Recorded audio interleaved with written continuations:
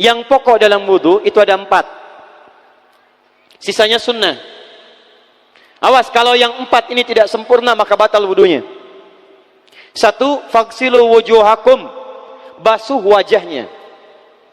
2. Wa aydiyakum ilal marafiq, ini yang sering keliru.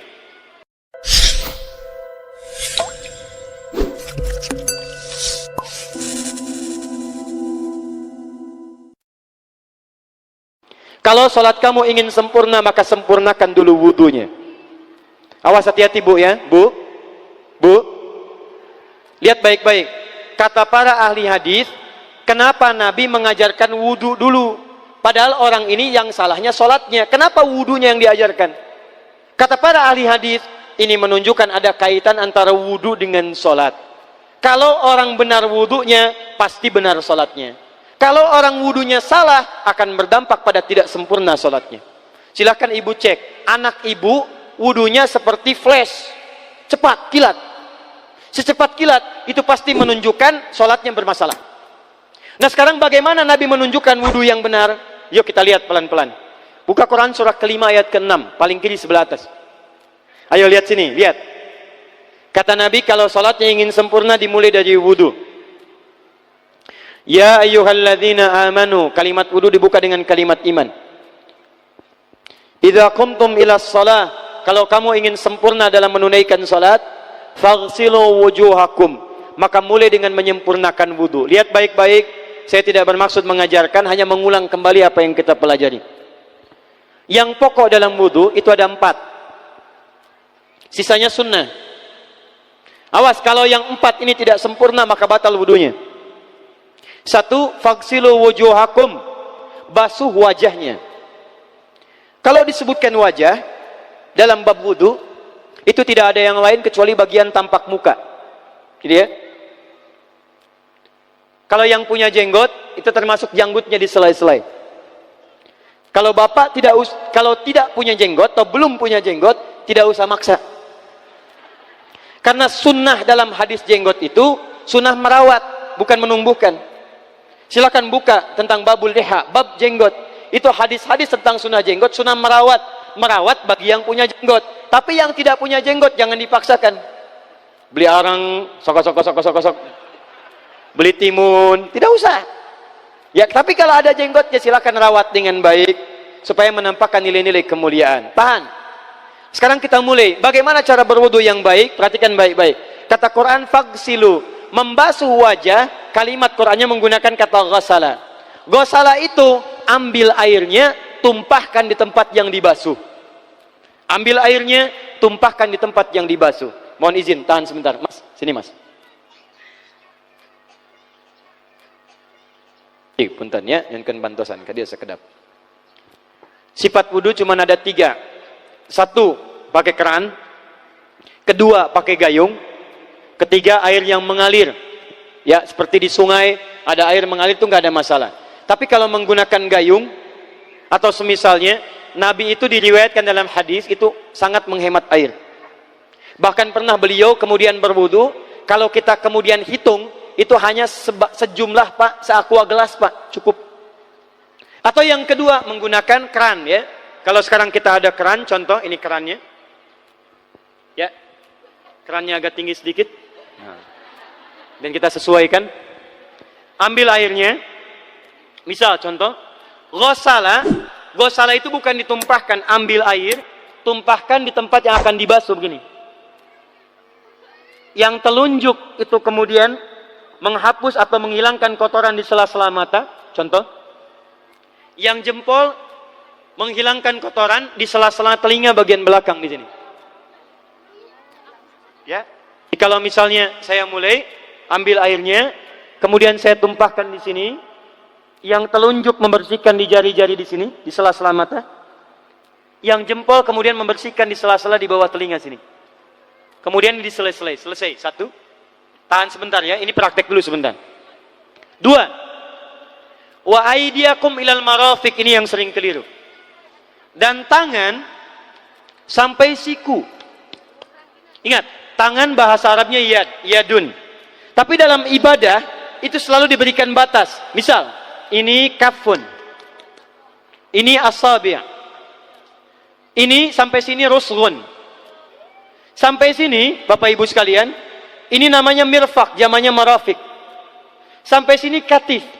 Dari sini ke sini itu yad, tangan. Dalam bab salat, bab wudu, bab ibadah, tidak pernah Al-Quran dan hadis menyebutkan tangan kecuali diberikan batasnya. Contoh, kita saat akan takbir, Allahu Akbar. Lihat An-Nasai nomor hadis 886. Kata Nabi, fawada'a kaffahul yumna. Maka orang salat itu meletakkan telapak tangan yang kanannya alal yusra, di punggung yang kirinya. Jadi begitu takbir, Allahu Akbar, yang kanan meletakkan di punggung kiri. Apa batas meletakkannya? Cuman sampai 3. 1, yang telapak ke punggung begini, jadi boleh begini. Yang kedua, pergelangan ketemu pergelangan begini. Rusgun ala rusgin. Jadi begitu takbir, Allahu Akbar, ini boleh. Tapi nggak usah diukur Pak ya, jangan telat. Allah, pas, cepat. Boleh nanti lebih sedikit ke sini. Yang tidak boleh, awas, ini dilarang dalam hadis. Yang tidak boleh kata Nabi, jangan engkau bersedekap seperti orang sombong. Kata para ulama bagaimana? Ketika tangannya bertemu dengan mirfaknya begini. Ah ini awas, sedekap yang dilarang, hati-hati. Kadang-kadang ada orang menes ke puncak subuh-subuh sholatnya begini. Ya, awas nih. Cuman 3 kalau tidak begini, begini atau begini. Dan saat mengangkat itu cepat Pak. Hadisnya cepat. Fawado'a. Fa itu di ilmu nahu harfu atfin rabitin baina syai'aini bila hudud. Huruf yang menyambungkan 2 peristiwa tanpa jeda, cepat. Jadi antara mengangkat dengan meletakkan langsung angkat Allahu Akbar. Tidak ada gerakan lain. Maaf, saya tidak bermaksud menyalahkan. Saya alhamdulillah ada koleksi 1235 kitab hadis. Saya mencari gerakan dari ngangkat ke meletakkan begini, tidak menemukan gerakan lain. Karena itu jangankan hadis-hadis yang sahih, di kitab hadis palsu pun pemalsu hadis tidak tertarik memasukkan hadis ini. Saking jelas, jadi saat mengangkat langsung begini. Kenapa saya penting terangkan? Karena ada sebagian saudara-saudara kita merasa tidak enak, Ustadz, kalau saya takbir masa kiri duluan, sedangkan kiri kurang bagus, yang bagus kanan. Saya mah pengennya begini aja lah, begitu takbir kanan duluan baru tutup dengan kiri. Jadi begitu diangkat Allah, kanan masuk, kiri begini tutup. Kadang-kadang kaki naik dikit. Nah itu maaf, saya tidak bermaksud menyalahkan, tapi saya belum menemukan hadisnya. Dan pemalsu hadis pun tidak tertarik memalsukan hadis ini karena saking jelasnya angkat tutup. Jelas ya? Nah sekarang lihat sini. Dalam bab wudu, bahasa Qur'annya mengatakan wa aidiakum ilal marafiq, dari tangan sampai siku. Ila dalam ilmu nahu harful ghayah, huruf yang menunjuk pada tujuan, batas dari ke. Ana minal an sa'adhab min Menes ila Bekasi. Saya setelah ini akan pergi dari Menes ke Bekasi. Jadi saya berangkat dari mana? Menes. Tujuannya kemana? Bekasi. Tujuan dalam bahasa Arab menggunakan ila, harfu ghayah. Dari Menes ke Bekasi. Menes ila Bekasi. Dalam wudu, lihat. Aidiakum ilal marafiq, ila sampai siku. Bukan dari siku ke tangan. Jadi saat kita mengambil air wudu, ambil airnya, tumpahkan dari sini, ilal marafiq sampai ke siku ke sini. Balikan lagi ke depan. Jadi bukan kerannya dibeginikan, sikunya dibeginikan, takut, bukan. Jadi bukan siku diteruskan ke bawah. Yang tepat itu ambil airnya, kemudian basuh dari sini sampai dengan ke sikunya. Hati-hati, ini ada maknanya. Dan jika benar di hadis Muslim, jika orang wudunya benar seperti ini, maka bersamaan dengan jatuhnya air wudu itu, jatuh pula dosa-dosa dan kotoran yang melekat pada anggota tubuhnya. Tidak cukup dengan amin, nanti kita lihat dulu. Teruskan, saya baru caranya dulu nih. Awas. 3. Wamsahu biru'usikum. Wamsahu, lihat. Untuk wajah pakai gosala, basuh. Tangan gosala, basuh. Tapi ketika berpindah pada yang ketiga, wamsahu, berubah jadi masaha. Tahan sebentar ya. Calik. Duduk sini aja. Lihat sini. Ya, pilih. Duduk di sini atau ngapus. Ah, sudahlah. Datang sendiri, nulis sendiri, ngapus sendiri, luar biasa. Cuman di menes ini. Ini awas, ini penting ini Bu ya, penting. Saking pentingnya susah dihapusnya tuh. Dah sini aja. Masaha. Sudah. Masaha artinya mengusap. Kalau yang tadi membasuh, kalau masaha mengusap. Jadi yang ketiga ini tidak usah dibasuh. Jangan tumpahkan air di tempatnya, tumpahkan airnya kemudian usap tempatnya. Pertama, wamsahu biru'usikum. Masya Allah, kata Allah, bagian ketiga usap kepalanya. Awas, hati-hati. Tangan selesai pindah kemana? Bukan ke rambut tapi kepala. Jadi dalam bab wudu yang diusap bukan rambutnya, kepalanya. Itulah keadilan Allah. Kalau yang diusap kepalanya, semua manusia yang hidup pasti punya kepala. Tapi kalau yang diusap rambutnya, ada ketidakadilan karena tidak semua orang punya kepala, punya rambut. Tuh. Nah, sekarang lihat sini. Ketika kita diminta mengusap kepala, bahasanya masaha. Masaha itu begini. Ini saya punten. Bismillah. Ini ya. Ambil airnya, tumpahkan, baru kemudian diusapkan ke kepalanya. Paham ya? Kalau yang gosala, ambil, tumpahkan di tempat yang akan dibasuh. Tapi kalau masaha, hati-hati. Ambil airnya, tumpahkan, baru diusap. Jadi bukan diambil air, tumpahkan di kepala begini. Paham? Tahan sebentar. Dan ini menggunakan huruf ba, Masya Allah. Ba. Lihat, wajah tidak pakai ba. Tangan tidak pakai ba. Tapi khusus untuk kepala pakai ba. Wamsahu bi. Huruf ba dalam ilmu nahu. Coba dibuka yang suka ngaji. Buka kitab Bughnil Labib an Kutubil A'arib. Halaman 29 sampai dengan 59. Di situ ada penjelasan karya Ibnu Hisham Al-Ansari. Itu ada penjelasan tentang makna huruf ba. Huruf ba itu punya 14 arti dalam bahasa Arab. Ada ilsaq, ada istighraq, ada muhabah, ada ba li tab'id. Ba li tab'id dibagi dua. Tab'id ma'al hudud wa tab'id bila hudud. Nah, yang ba ini, kenapa pakai ba? Kata para ulama, dari huruf ba yang 14 ini ada 3 makna yang diterapkan dalam ayat wudu. Satu, istighraq. Istighraq itu membasuh keseluruhan. Jadi kalau kita ingin wudu, ambil airnya tumpahkan, basuh keseluruhan dari depan sampai ke belakang begini. Balikan lagi. Yang kedua, at-tab'id ma'at tahdid. Sebagian tapi dengan batas. Kata Imam Asy-Syafi'i, di mana batasnya ubun-ubun?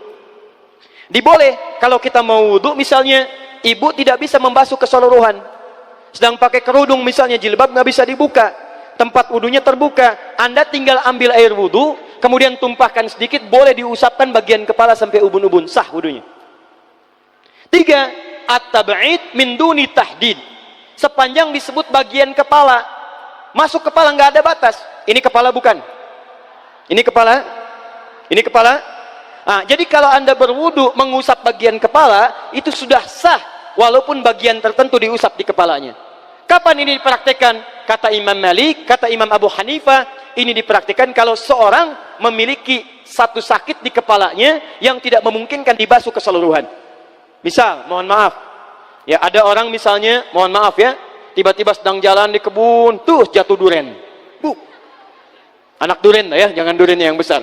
Tiba-tiba nimpa misalnya. Duren teh bahasa rangatnya kadu, Bu, ya. Kadupak, kaduhung, ya, dan seterusnya. Kadu. Nimpa kepalanya, bocor misalnya. Kemudian dalam bocor itu diperban, kata dokter tidak boleh kena air. Saat bagian kepala yang tidak boleh kena air itu, bukan berarti wudunya kemudian bisa batal atau boleh tayamum karena tidak bisa mengusap kepala. Kata para ulama, boleh dia mengusap bagian kepala yang lain yang tidak terluka. Itulah kenapa Allah memberikan huruf ba di sini untuk kemudahan bagi kita dalam menunaikan wudu. Tapi pastinya yang dibasuh kepalanya bukan rambutnya. Jadi kalau ada laki-laki sudah dandan, sisiran, rapi, tiba-tiba keran dibuka, yang diusap cuma rambutnya, ulak. Itu batal wudunya. Tidak sah. Harus diulang. Terakhir kaki. Kaki dibasuh sampai dengan bagian mata kakinya, dan ini tidak perlu saya terangkan karena mudah bagi kita untuk mempraktekannya. Tapi yang ingin saya jelaskan satu ini saja. Perhatikan baik-baik. Yang 4 ini wajib wudu. Tambahannya sunnah. Niat dimasukkan dalam wajibnya. Lihat sini. Kumur-kumur sunnah. Telinga sunnah. Istinsyak sunnah. Yang 4 ini wajib. Tapi terlepas dari wajib dan sunnahnya, perhatikan baik-baik. Kenapa ini disebut dengan wudu? Dan hebatnya Al-Quran mengistilahkannya dengan toharah. Toharah. Apa itu toharah? Apa itu suci? Toharah. Apa itu toharah? Suci. Apa itu suci? Toharah. Ada toharah, ada nadhafah, itu beda. Kalau nadhafah, bersih luarnya, tapi belum tentu bersih dalamnya. Bisa jadi luarnya bersih, tapi dalamnya najis. Misal, hewan yang paling najis apa? Yang haram. Misal, hewan tadi itu, hewan babi misalnya, misal, dibersihkan, dimandikan, disisir, sampai bersih. Bersih tidak? Bersih, bersih. Tapi halal tidak? Suci tidak? Tidak. Al-khinziru nadhifun walakinnahu ghairu tahir. Babinya bisa bersih tapi tetap tidak halal, tidak suci dia, tetap haram, tetap najis. Paham? Tapi kalau bersih luarnya dan suci dalamnya, maka kalimatnya berubah dari nadhafah jadi toharah. Toharah. Orangnya disebut dengan tahir. Kalau rajin dikerjakan disebut dengan mutatahhir. Wudu dalam Quran disebut dengan toharah. Seakan-akan memberikan pesan, maaf, orang yang wudu itu bukan hanya bersih fisik luarnya saja. Jadi kalau orang wudunya bersih, bukan cuma wajahnya yang bersih. Kalau wudunya benar, bukan kotoran di tangan saja yang hilang. Tapi mohon maaf, fisik-fisik dalamnya itu ikut suci. Fungsi tangannya jadi bersih, fungsi wajahnya jadi bagus, fungsi lisannya jadi bagus. Makanya kata Nabi, kalau orang benar wudunya bersamaan dengan air wudu yang menetes, maka tumpahlah kotoran-kotoran di bagian fisik-fisik tubuhnya. Jadi kalau kita benar wudunya kumur-kumur, kukumur, masukkan misalnya, masukkan, keluarkan, bersamaan dengan keluarnya air itu, maka kotoran-kotoran di lisan pun ikut keluar. Tangan dibasuh, bersamaan dengan dibasuhnya tangan, fungsi tangan yang kotor-kotor itu ikut hilang. Hadis Muslim. Makanya orang yang setelah selesai wudu dia berdoa, apa wudunya? Apa doa wudunya?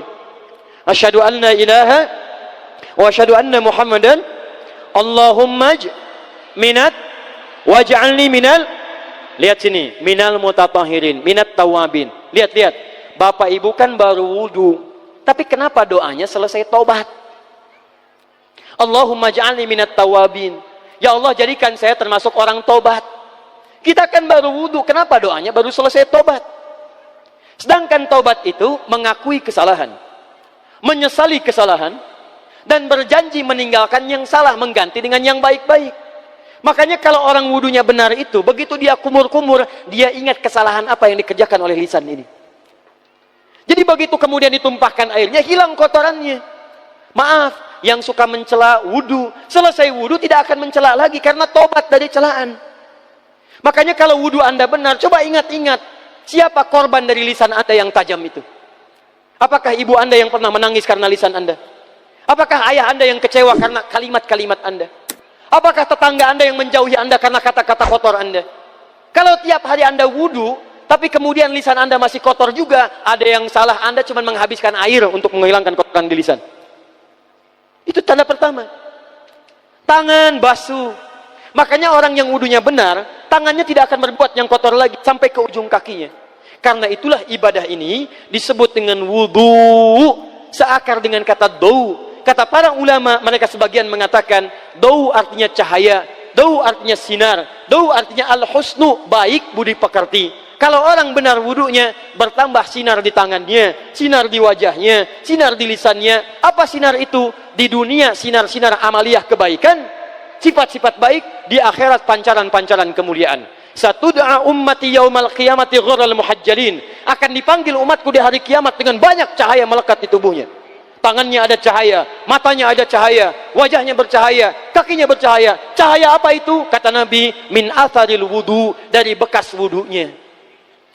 Jadi kalau kita benar wudunya, itu kita jadi orang baik. Ada cahaya kebaikan dalam diri kita. Itu yang disebut dengan tawabin. Makanya kalau bapak ibu tiap hari wudu, Allahumma ja'alni minat tawabin. Tapi mulut tidak tobat, tangan tidak tobat, kaki tidak tobat, ada yang salah dengan wudunya. Waj'alni minal mutatahhirin. Jadikan saya orang bersih dan suci. Jadi kalau selesai wudu, pakaian bersih, wajah bersih, tangan bersih. Ini pakaian bersih, pakai jas, pakai dasi, tapi tangan tidak bersih, korupsi juga, mencuri juga, menipu juga, ada yang salah dalam wudunya. Kalau kita bisa mengerjakan wudu ini dengan baik, maka naik status kita. Disebut sebagai, langsung oleh Al-Quran, disebut hamba yang dicintai oleh Allah subhanahu wa ta'ala.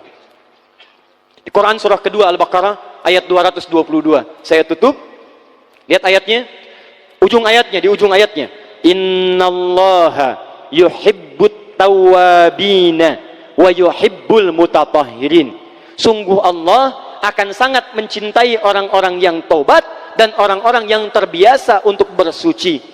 Kita selesai wudu mengatakan Allahumma ja'alni minat tawwabin waj'alni minal mutatahhirin. Dijawab oleh Allah, innallaha yuhibbut tawwabin wa yuhibbul mutatahhirin. Karena itulah orang yang rajin wudu adalah orang-orang yang dicintai oleh Allah subhanahu wa ta'ala. Jadi kalau bapak ibu, maaf ya, sekarang cek. Kalau batal wudu, pengen wudu lagi. Tidak hanya saat sholat. Sekarang batal wudu, ingin wudu. Batal wudu, ingin wudu. Itu tandanya bapak ibu sedang mendapatkan cinta dari Allah subhanahu wa ta'ala. Tapi hakikat cintanya bukan pada wudunya, tapi berubahlah orang itu menjadi baik dan dekat dengan Allah subhanahu wa ta'ala.